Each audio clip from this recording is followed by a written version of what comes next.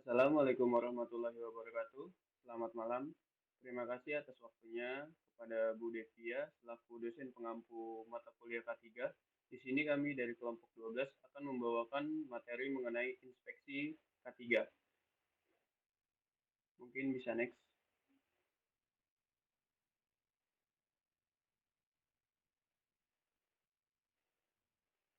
Baik, di sini kami akan memperkenalkan diri.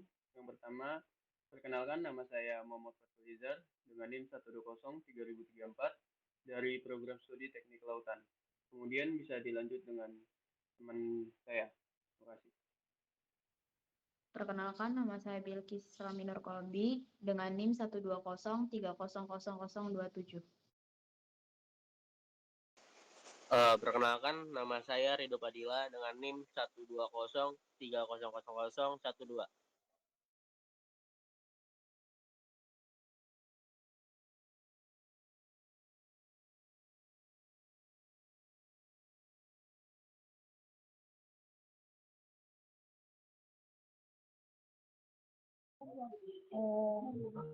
Perkenalkan, nama saya Yohana Nabita dengan NIM 1203000.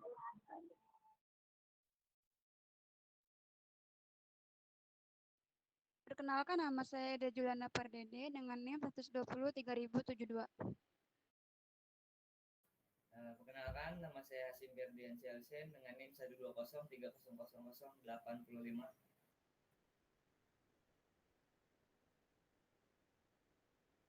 Baiklah Bu, itulah perkenalan dari kelompok kami, dari kelompok 12. Mungkin bisa langsung saja masuk ke materinya.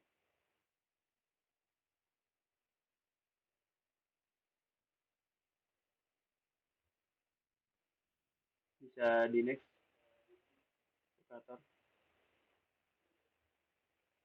Baik, di sini kita akan membahas mengenai inspeksi K3. Dalam pengertiannya, pada Kamus Besar Bahasa Indonesia, secara terminologi, bahwa inspeksi adalah pemeriksaan dengan seksama pemeriksaan secara langsung tentang pelaksanaan peraturan. Inspeksi K3 adalah suatu upaya untuk memeriksa atau mendeteksi semua faktor mengenai peralatan, proses kerja, material, area kerja, dan prosedur yang berpotensi menimbulkan cedera atau PHK, sehingga kecelakaan kerja ataupun kerugian dapat dicegah atau diminimalkan. Next.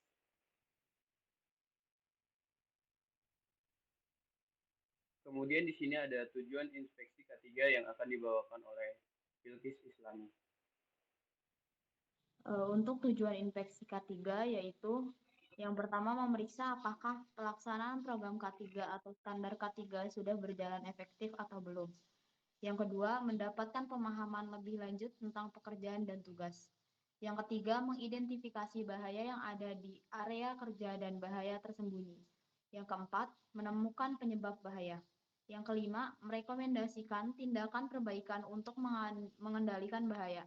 Yang keenam, memantau langkah-langkah perbaikan yang diambil untuk menghilangkan bahaya atau mengendalikan risiko. Misalnya, memantau perihal administratif, kebijakan, prosedur, peralatan kerja, alat pelindung diri, dan lain-lain. Yang ketujuh, meningkatkan kembali kepedulian tentang K3 karena dengan inspeksi pekerja merasa bahwa keselamatannya diperhatikan. Yang ke-8, menilai kesadaran pekerja akan pentingnya K3. Yang ke-9, mengukur dan mengkaji usaha serta peranan para supervisor terhadap K3. Next.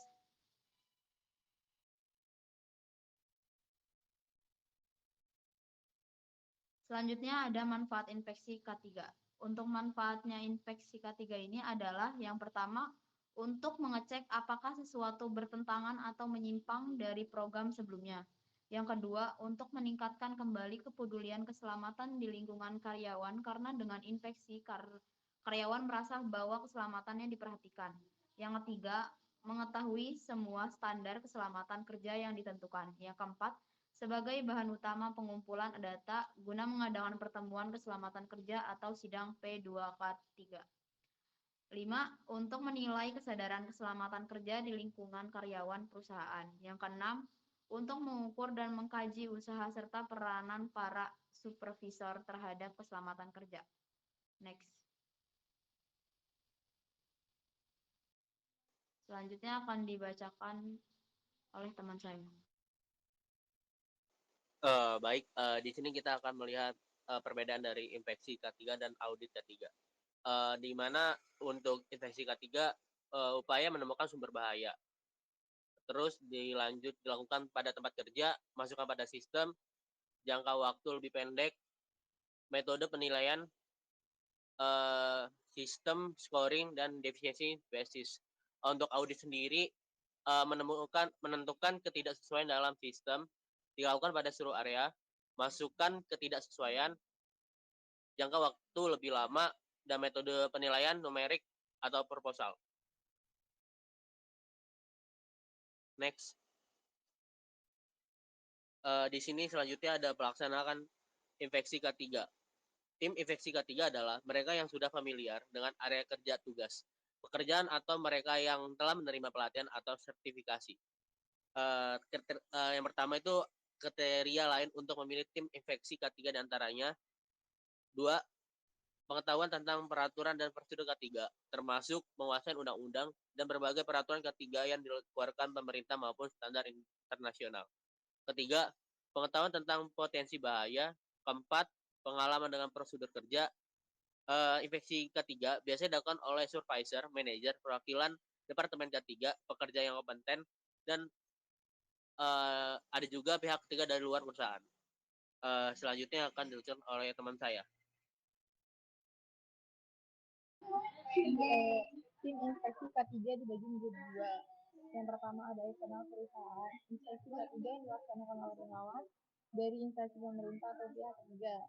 Lalu yang kedua ada internal perusahaan. Inspeksi K3 dilakukan oleh orang yang kompeten di dalam perusahaan seperti supervisor atau pengawas atau manajer dan juga yang memiliki spesialisasi di bidangnya seperti safety officer dan teknisi atau pekerja yang kompeten dari level terendah sampai level tertinggi atau top manajemen. Nah.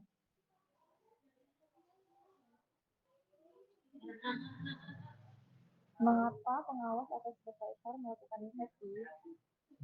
Yang pertama, karena mempunyai kepentingan pribadi. Kedua, paham terhadap kondisi daerah kerja. Ketiga, paham sifat dan tabiat pekerja. 4, dapat kontak langsung dengan pekerja. 5, mengikuti perubahan atau perkembangan. Dan keenam, ada perbaikan dengan segera.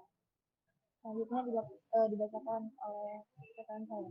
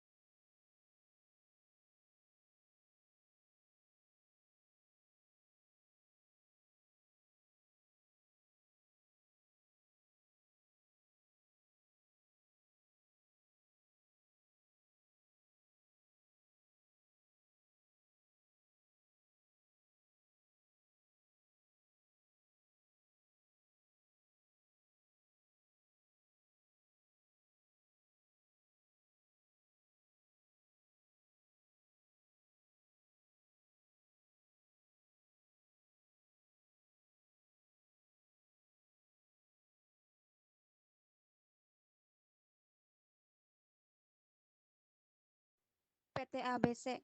PT ABC adalah perusahaan manufaktur yang memproduksi bahan kimia untuk industri farmasi. Perusahaan ini memiliki sekitar 100 karyawan yang bekerja dalam lingkungan produksi yang potensial berbahaya. Oleh karena itu, PT ABC memiliki program ketiga yang ketat untuk memastikan keselamatan dan kesehatan karyawan. Pada bulan April 2023, PT ABC melakukan inspeksi K3 sebagai bagian dari program pengawasan K3 mereka.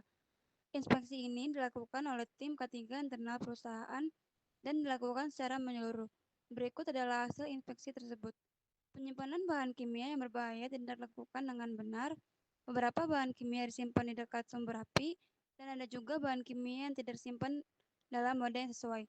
Beberapa mesin produksi tidak diberi tanda peringatan yang jelas tentang bahaya potensial dan prosedur keselamatan kerja yang harus diikuti saat mengoperasikan mesin tersebut.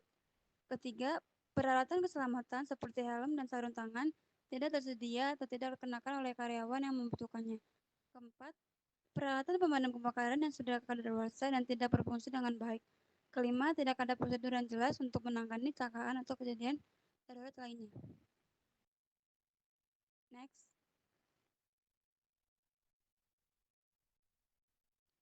Selanjutnya bisa dilanjutkan oleh teman saya.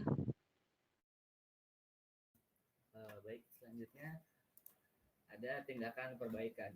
Dari hasil inspeksi di atas, PT ABC harus segera melakukan tindakan perbaikan untuk mengatasi masalah keselamatan dan kesehatan karyawan yang ditemukan. Beberapa tindakan perbaikan yang dapat dilakukan adalah: pertama, menyimpan bahan kimia yang berbahaya di tempat yang aman dan sesuai.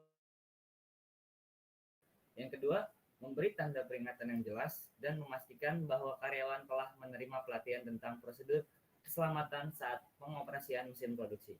Yang ketiga, menyediakan dan memastikan karyawan menggunakan peralatan keselamatan yang tepat. Yang keempat, mengganti peralatan pemadam kebakaran yang sudah kadaluarsa dengan peralatan baru dan memastikan bahwa peralatan tersebut berfungsi dengan baik. Yang kelima, membuat dan melaksanakan prosedur kecelakaan dan kejadian darurat untuk memastikan bahwa karyawan tahu apa yang harus dilakukan dalam situasi darurat. Dengan melakukan tindakan perbaikan yang tepat dan terus memantau kondisi K3 di tempat kerja, PT ABC dapat memastikan keselamatan dan kesehatan karyawan mereka dan juga memenuhi kewajiban mereka untuk menjaga lingkungan yang kerja yang aman dan sehat. Baik, mungkin selanjutnya saya kembalikan ke moderator. Terima kasih. Baik, terima kasih teman-teman yang sudah memaparkan hasil kerja kita.